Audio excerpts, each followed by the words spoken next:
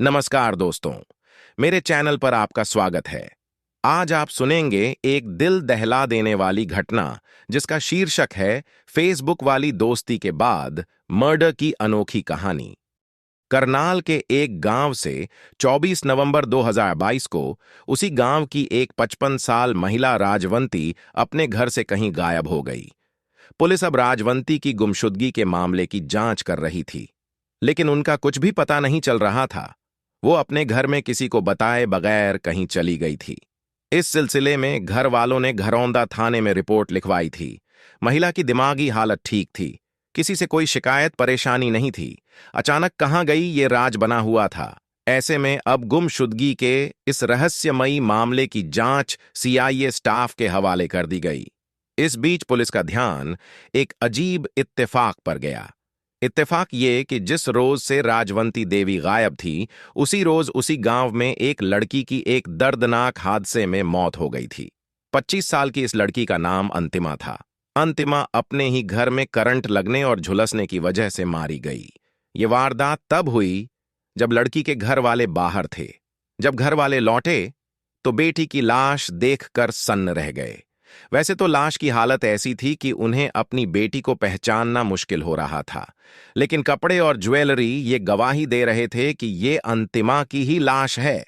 अब घर वालों ने भरे मन से अपनी बेटी की लाश का अंतिम संस्कार कर दिया।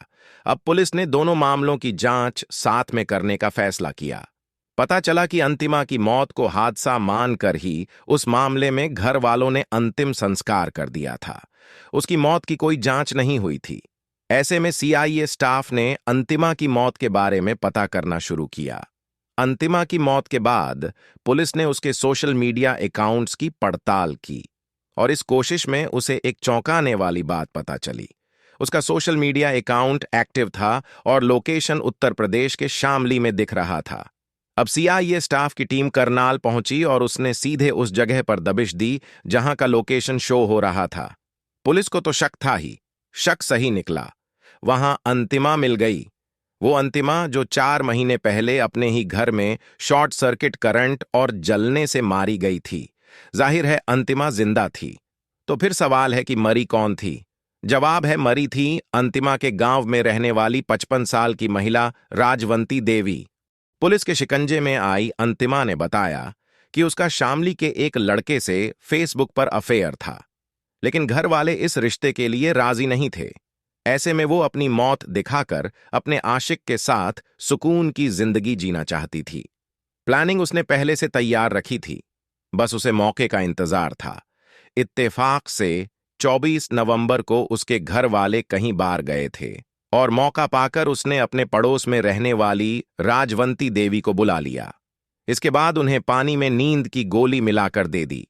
जब राजवंती गोली खाने की वजह से बेहोश हो गई तो पहले उसने राजवंती का गला घोंटा, फिर करंट लगाया और फिर अपने कपड़े पहनाकर आखिरकार उसकी लाश जला दी ताकि उसकी पहचान ना हो सके।